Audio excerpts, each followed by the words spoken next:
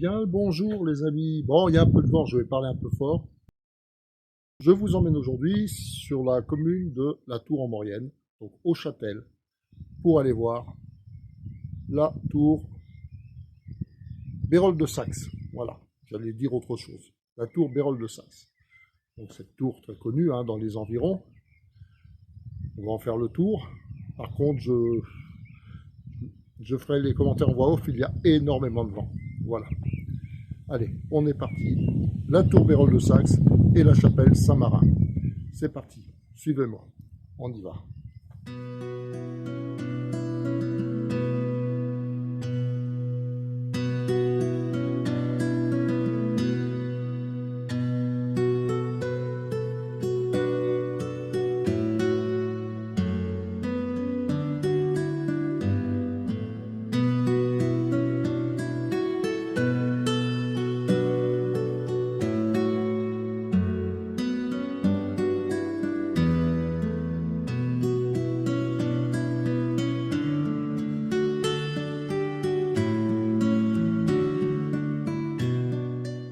Le Châtel est une ancienne commune française située en vallée de Maurienne, dans le département de la Savoie, en région Rhône-Alpes.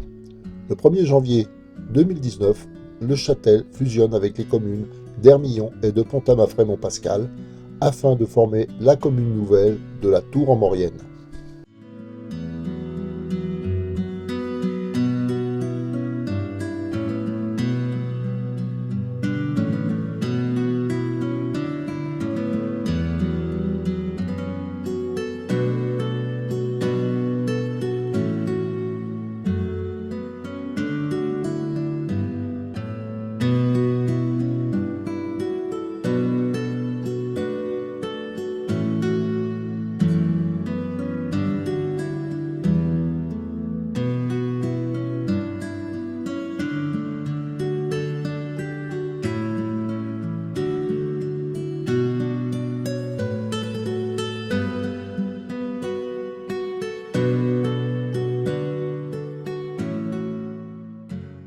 C'est une belle balade à faire en famille qui allie histoire et nature. Et de plus, en arrivant à la tour, vous avez un joli point de vue sur la ville de Saint-Jean-de-Maurienne, les aiguilles d'Arves et tous les sommets alentours. C'est vraiment beau. Alors nous allons aller vers la tour. Par contre, au niveau de la tour, je ne parlerai pas. Je ferai en voix off, car il y a énormément de vent. Là ici on est un peu à l'abri. Mon petit stabilisateur fonctionne pas trop mal. Il y a des moments il se perd. Pourquoi je ne sais pas. Je pense que c'est dû à un mauvais réglage. Je suis pas doué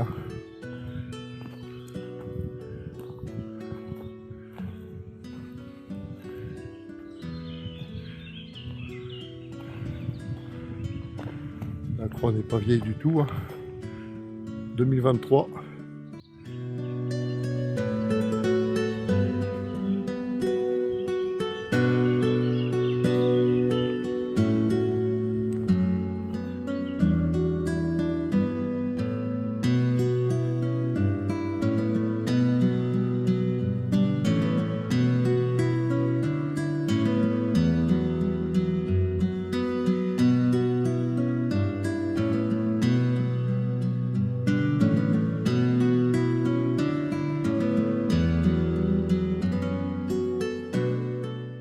J'arrive à l'église Notre-Dame du Châtel. Église Notre-Dame de l'Annonciation, appelée aussi maintenant Église du Châtel. Occupée dès le 8e siècle, l'emplacement de l'église a vu se succéder nombre de bâtiments religieux. Le premier en date fut le monastère du Champ Doré ou Champ d'Or, qui connut la prospérité jusqu'au Xe siècle. Au cours de l'invasion sarrasine, il fut pillé, saccagé et les moines dispersés. Il faudra attendre le XIIe siècle pour que le prieuré soit reconstruit avec des dimensions plus modestes. Il sera nommé Notre-Dame du Châtel. Quelques prêtres l'occupèrent jusqu'au XVIe siècle, où, les revenus étant devenus insuffisants, les prêtres l'abandonnèrent. La bâtisse actuelle fut construite entre 1665 et 1685. Les peintures et le tableau extérieur datant de 1856 sont l'œuvre d'Antoine Gautier, peintre très répandu dans les églises de la vallée. L'intérieur de l'église a été entièrement rénové en 1993 et les façades extérieures en 1994. Au cours de ces travaux, on découvrit plusieurs dépouilles rapidement identifiées comme celles des prêtres de la commune enterrés dans l'église jusqu'au XVIIe siècle. Une grande partie du mobilier est classé monument historique et notamment les 3 autels, le retable du maître d'autel, la cloche du XIVe siècle, un bras de lumière et une croix de procession. De style baroque, elle fut accolée à un presbytère, lieu occupé depuis le haut Moyen-Âge par un ancien prieuré. L'église actuelle a été construite entre 1674 et 1677. Les rétables datent des premières années du XVIIIe siècle. La tribune fut ajoutée en 1712. La flèche du clocher fut elle refaite au XIXe siècle, suite à sa destruction par les révolutionnaires français. Il y a aussi une légende. Ce que l'on raconte du prieuré du Châtel avant l'an 1000 ne relève que de la légende, à commencer par la fondation du monastère de Chandor au VIe siècle par le roi Gontran. Plus probable est, en 1060, l'établissement par l'évêque Brochard d'un prieuré de chanoines réguliers de l'ordre de Saint-Augustin. Le prieuré du Châtel est cité dans les chartes de 1184 et 1297. Il est alors desservi par un prieur, Aymon d'Urtière, et 2 chanoines, Pierre de Presles et Jean Olive. Ses revenus étant insuffisants pour entretenir 3 prêtres, l'évêque prend le contrôle et le confie ensuite au chapitre de la cathédrale. En 1570, il n'a plus qu'un prêtre, curé de la paroisse, portant le titre de prieur, assisté parfois d'un vicaire. À l'origine de la paroisse, et peut-être de la commune du Châtel, ce prieuré comprenait plusieurs pièces d'habitation, écuries, caves, granges et un cloître où étaient ensevelis les notables.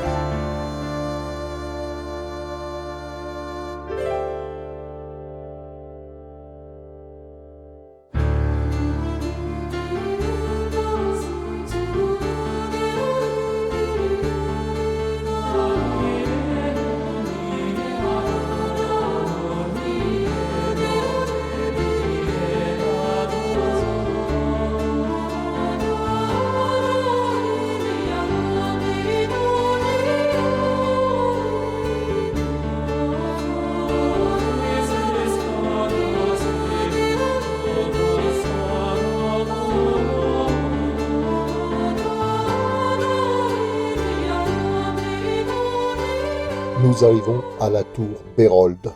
Le site semble avoir été occupé par les Romains, mais les premières mentions du site remontent au IXe siècle ou XIIe siècle.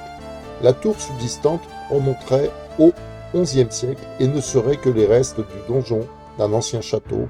Le site aurait également été rénové par Bérold de Saxe, fondateur de la Maison de Savoie, et qui aurait ainsi donné son nom à l'édifice. Selon le conte de Maréchal de Luciane, la vallée de la Maurienne, qui relève des Imbertiens, comte en Maurienne et de Savoie, est organisée en une châtellenie avec pour centre le château Hermillon, lieu de résidence du châtelain.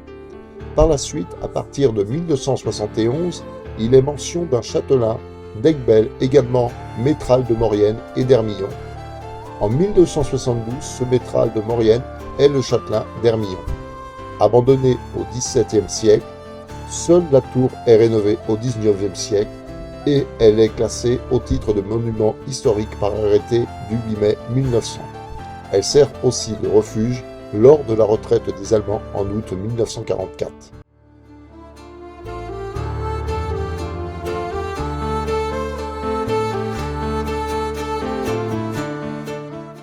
Dominant la vallée de la Maurienne et Saint-Jean-de-Maurienne, la tour a une emprise carrée de 14,50 m de côté et les murs ont une hauteur d'une vingtaine de mètres. La tour a la particularité d'avoir quelques assises en pierre saillante.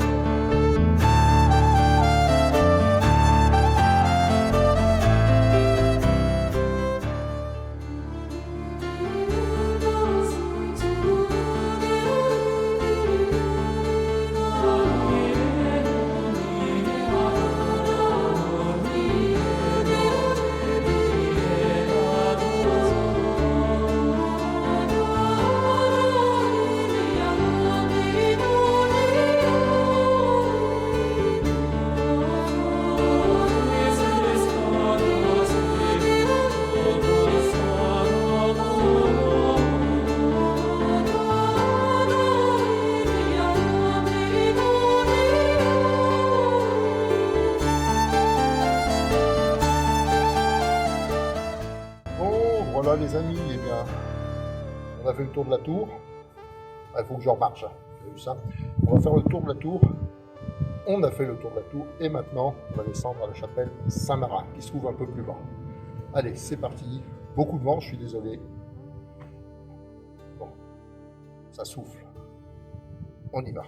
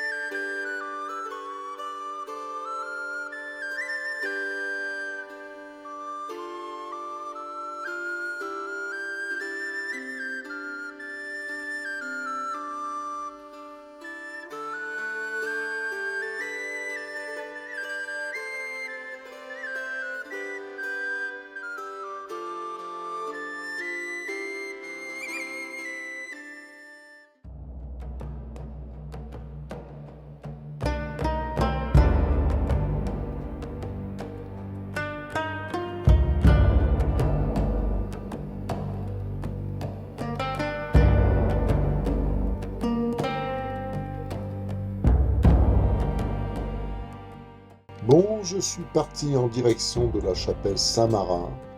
Alors attention sur le sentier, et c'est un peu dangereux. Bon, pas des masses, mais il y a quand même le vide à côté, il faut faire attention aux chutes. Être bien chaussé surtout, mais enfin, voilà. Être prudent, surtout avec des enfants.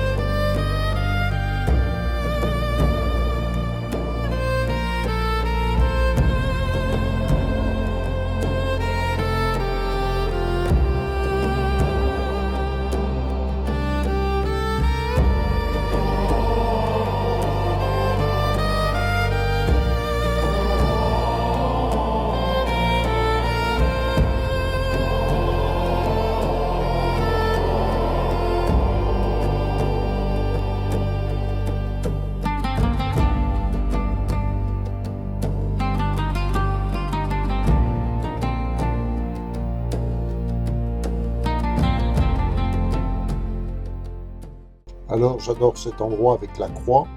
Et là, vous avez une vue formidable sur Saint-Jean-de-Maurienne et les sommets alentours.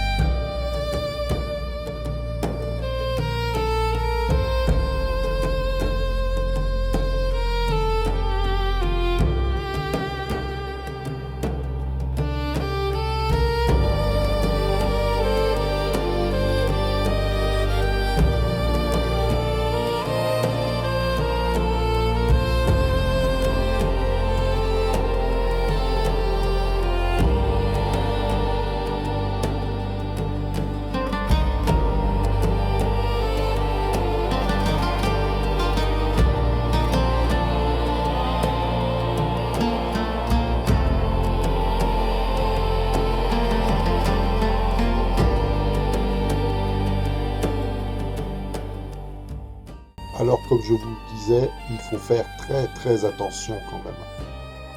Vous voyez, le chemin n'est pas très large et bon, il vaut mieux éviter de tomber à cet endroit-là.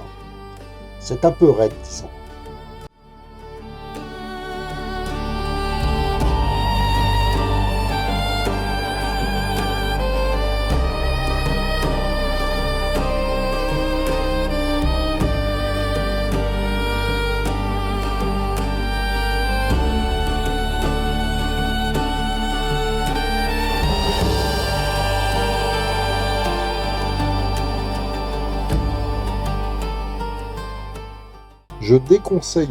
Je déconseille l'endroit à temps de pluie. Parce que là, si vous glissez, voilà. Je ne fais pas de dessin, il n'y a pas besoin de rentrer dans de grandes explications. Il vaut mieux éviter.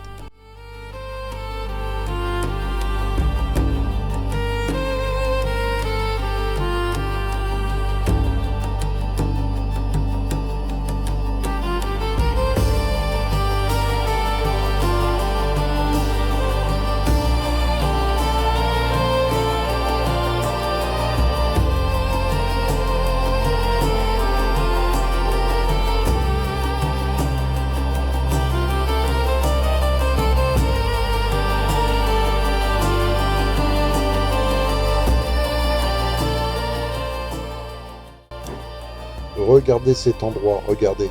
Là, c'est vraiment dangereux. Il faut vraiment faire attention. C'est ce que je vous disais au début. Voilà, prudence. Et juste en dessous, vous avez la commune donc de Hermillon. Voilà, sur la commune groupée de la Tour-en-Maurienne.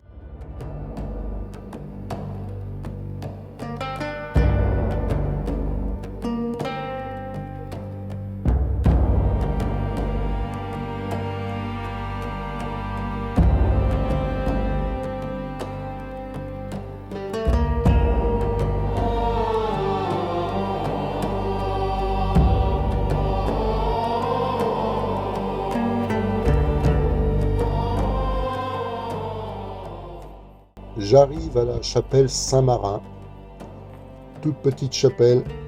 Je vais vous raconter l'histoire. C'est le 12 juillet 1708 que la chapelle Saint-Marin apparaît officiellement pour la première fois, la date exacte de sa construction n'étant pas connue. Il ne s'agit à l'époque que d'un petit oratoire qui était garni d'un tableau, d'une cloche, d'une pierre sacrée et de quelques lignes. Il sera agrandi en 1863 pour devenir la chapelle que nous connaissons aujourd'hui. L'emplacement à flanc de montagne était très exigu. On dut faire creuser la roche vive et construire un mur de soutènement. C'est à cause de ce mur, qui commençait à s'ébouler, que l'on craint en 1993 que la chapelle ne fût emportée et l'on décida donc de le faire reconstruire. La chapelle appartenant à la commune depuis la Révolution française, c'est elle qui rénova le mur dans le cadre d'un chantier école. Passons à la légende de Saint-Marin. Cette petite chapelle placée à flanc de montagne est intéressante par la légende du martyr qui porte son nom. Né en Italie à la fin du 7e siècle, Marin a évité toute sa vie les honneurs. Ordonné prêtre à 20 ans et sur le point d'être ordonné évêque, il fuit une première fois la gloire en prenant la route de la France. Charmé par le site, il s'installa au monastère du Champ Doré, plus tard nommé le Champ d'Or. Il commença à y enseigner avec tant de succès que sa réputation attira de nouveaux disciples au Champ d'Or. Voyant un nouveau danger dans ce succès, il s'exile à nouveau pour vivre en ermite pendant 4 ans. Il sera nourri et entretenu par les ours. Il ne sortit de sa retraite que pour aller, croix en main, prêcher le Christ aux envahisseurs sarrasins qui arrivaient une première fois en Maurienne. Fait prisonnier, il sera jeté au bûcher, mais épargné par les flammes. Il aura la tête tranchée. C'est ce que nous dit la légende. Charlemagne fera transférer ses reliques au monastère de Saint-Savin dans le Poitou.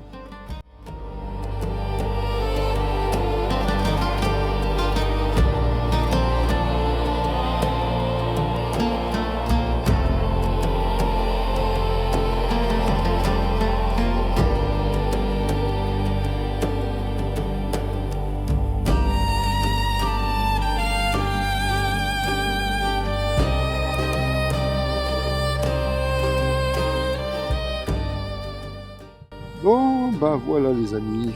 Bah écoutez, la petite balade va s'arrêter là. Voilà. Donc je me suis pas trop... J'ai pas trop parlé. Bon, j'espère que ça vous aura plu. Et puis, bah écoutez, je vous dis à la prochaine. Là, il fait très chaud. On est trop bien. Trop chaud même à la limite. Bon, on va pas se plaindre. Allez. Ciao les amis.